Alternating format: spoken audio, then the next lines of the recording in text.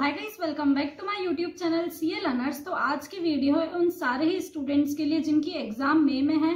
तो अभी क्या होता है हमारा कि बहुत ज़्यादा पैनिक वाली सिचुएशन रहती है और इन सब चीज़ों में हम जो है कुछ चीज़ें करना भूल जाते हैं जो कि कहीं ना कहीं हमको मालूम है पर एकदम वो रिकॉल नहीं होती। और इसी के लिए जो है मैं आपकी हेल्प करने वाली हूँ। आज मैं आपको वो सारी चीज़ें बताऊंगी जो कि एक्स्ट्रा मतलब पढ़ाई से मेहनत से एक्स्ट्रा हमको करनी पड़ती है अच्छा स्कोर करने के लिए एग्जाम्स में।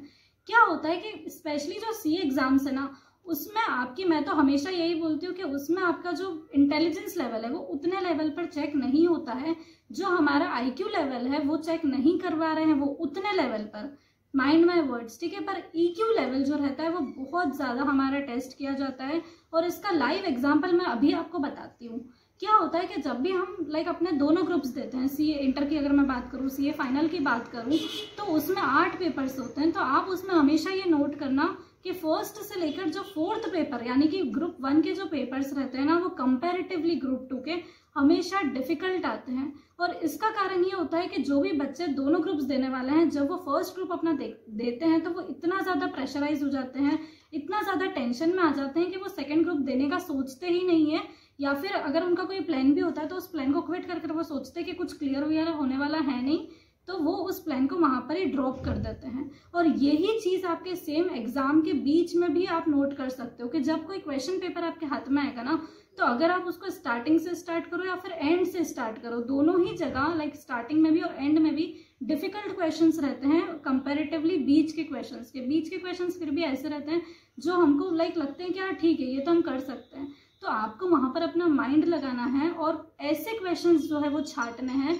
40-50 नंबर के क्वेश्चंस आपको, जो आपको लग रहा है कि ये कंफर्म मुझे आते हैं। और ऐसे क्वेश्चंस होते ही है, भले ही पेपर कितना ही डिफिकल्ट हो, लेकिन 40 to 50 मार्क्स के क्वेश्चंस, मतलब जितना हम पास हो सकते हैं उतने मार्क्स के क्वेश्चंस हमेशा ईजी होते हैं, या फिर ऐसे क्वेश्चंस होते हैं जो हम हमसे आसानी से बन सकते हैं।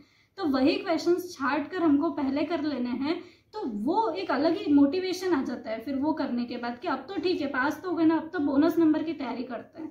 तो वो वीडियो में आगे बढ़ने से पहले अभी सीए इंटर मई 23 के जितने भी स्टूडेंट्स हैं उनके लिए सबसे बड़ी प्रॉब्लम ये आ रही है कि syllabus is too lengthy and it is becoming very difficult to revise it multiple times. और इसका सोल्यूशन ये है कि अगर अभी हमारे पास इंपॉर्टेंट क्वेश्चंस की लिस्ट होती है तो we can revise that questions only 3 to 4 times very easily. और इसीलिए स्टडी बडी क्लब आपके लिए लेकर आ गए हैं इंपॉर्टेंट क्वेश्चंस की लिस्ट और साथ ही में उसके आंसर्स, वो भी बहुत ही ज्यादा मिनिमम प्राइस पर, जो कि है 2000 to 2500 for the whole group. और उसमें भी अगर आप मेरा कोड यूज करते हैं सीए लर्नर्स तो आपको 10% ऑफ मिल जाएगा। अब आपके मन में क्वेश्चन आ रहा होगा कि ये जो क्वेश्चंस है ये कैसे डिसाइड करें हैं। तो this important questions are decided on the basis of last 6 to 9 attempts questions papers, RTPs and MTPs, and this will help you to score 70 to 80 marks very easily। पिछले अटेम्प्ट्स में भी ये काफ़ी स्टूडेंट्स को पास करवा चुके हैं जिनके 3rd से 4th अटेम्प्ट लग चुके थे। इस बुक को ऐसे डिज़ाइन किया गया है कि ये सब्जेक्ट वाइज कलरफुल बुक्स आपको प्रोवाइड की जाएगी, जिसमें 80 से 100 इम्पॉर्टेंट क्वेश्चंस विद आंसर्स आपको चैप्टर वाइज दिए जाएंगे। Students can get access of this PDF book immediately after the payment. You can view and read it with unlimited time till the last day of your exams. It can be viewed on your laptops as well as your mobile phones as per your convenience. So do purchase it. इसके लिए आपको उनकी application जो है वो download करनी पड़ेगी। उसकी लिंक मैंने अपने डिस्क्रिप्शन बॉक्स और कमेंट्स दोनों जगह पर दी हुई है।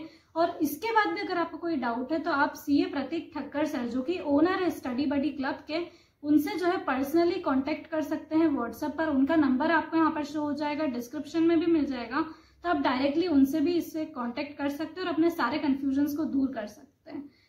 नेक्स्ट टिप ये आती है कि जो भी प्रैक्टिकल सब्जेक्ट्स रहते हैं ना, उसमें हम थ्योरी पार्ट्स को नहीं करते हैं।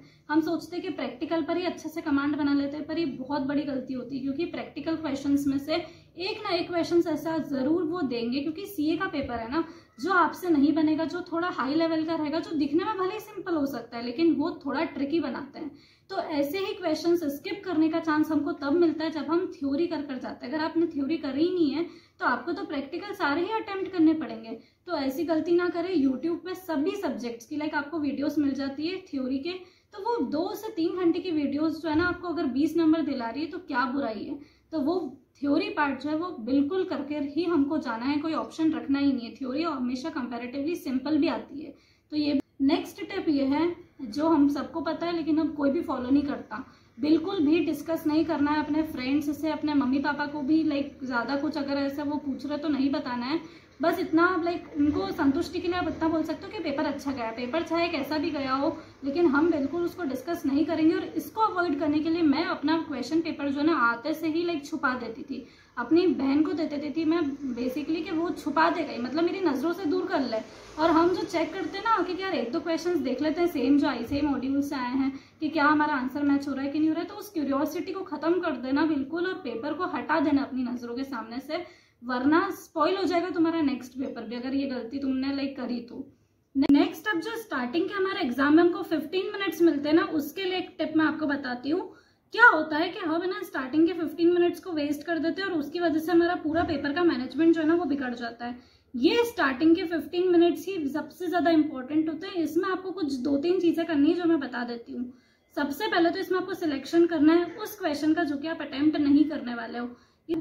फिर क्या होता है कि अगर कोई थ्योरी का पेपर है तो कोई केस स्टडीज वगैरह जो रहती है ना, उन केस स्टडीज को आपको उस टाइम पर पढ़ना है और माइंड में सोच के रखना है कि इस केस स्टडी में कौन सा कंसेप्ट जो है वो अप्लाई हो रहा है। ये चीजें अगर आपने करके रख ली ना तो आपका सॉर्टेड हो जाएगी, मतलब एग्जाम टाइम में आपने सब सोचने का काम जो है वो स्टार्टिंग के 15 मिनट्स में कर लिया, अब आपको सिर्फ लिखना है। तो नेक्स्ट मैं फिर ये बोलना चाहूंगी कि जो हमारा 1.5 डेज हमको मिलता है बिफोर एग्जाम्स, वो तो कभी एक सीए स्टूडेंट के लिए सफिशिएंट रहा ही नहीं है फॉर रिविजन्स। तो उसको क्या होता है कि हम जब उसमें रिवाइज करते हैं तो 1-2 चैप्टर ऐसे जब रहते हैं वो रह जाते हैं, नहीं हो पाते हैं रिवाइज। तो अब हम क्या करते हैं कि हम पैनिक करने लग जाते हैं, तो वो चीज़ नहीं करनी है। हमने जो चीज़ करी है उस पर अच्छे से विश्वास रखना है, उसको बहुत अच्छे से करना है। और अगर 1-2 चैप्टर्स रह भी गए ना तो बहुत यूजुअल है, सबके साथ हो जाता है। तुम कोई मास्टर नहीं हो कि हर चीज़ लाइक तुम 1.5 डेज में रिवाइज करके ही जाओगे, तो बहुत नॉर्मल है। नहीं हो पाए ऐसा मत सोचना कि सिर्फ आपके साथ हो रहा है, सभी के साथ यही होता है। और अपना जो करा हुआ है उस पर कॉन्फिडेंस रखकर एग्जाम देने आराम से जाना।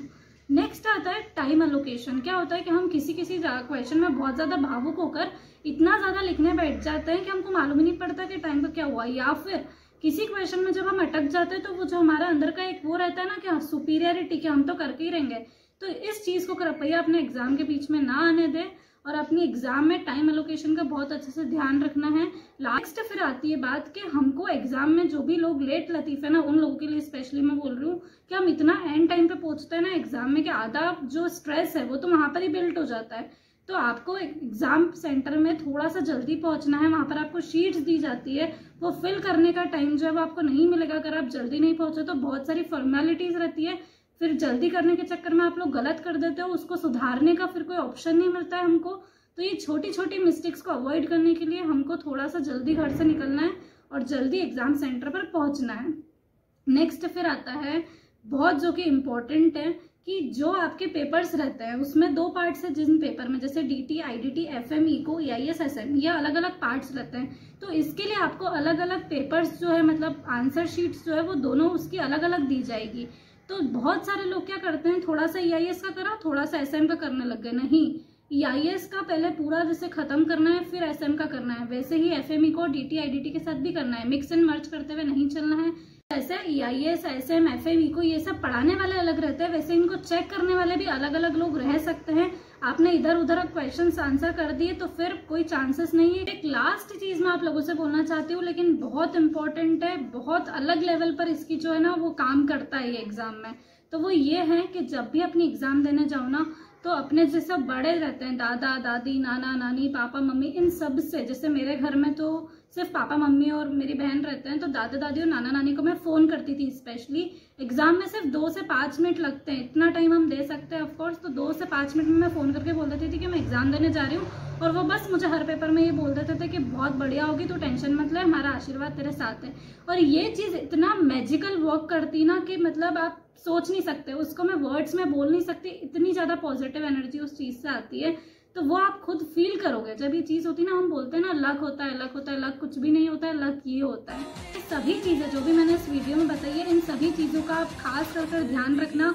और अगर आज की वीडियो आपको पसंद आई है तो वीडियो को लाइक करना ना भूले, चैनल को सब्सक्राइब करना ना भूले, क्योंकि आगे आपके लिए और ऐसी वीडियोस आती रहेगी। So thank you so much for watching, bye.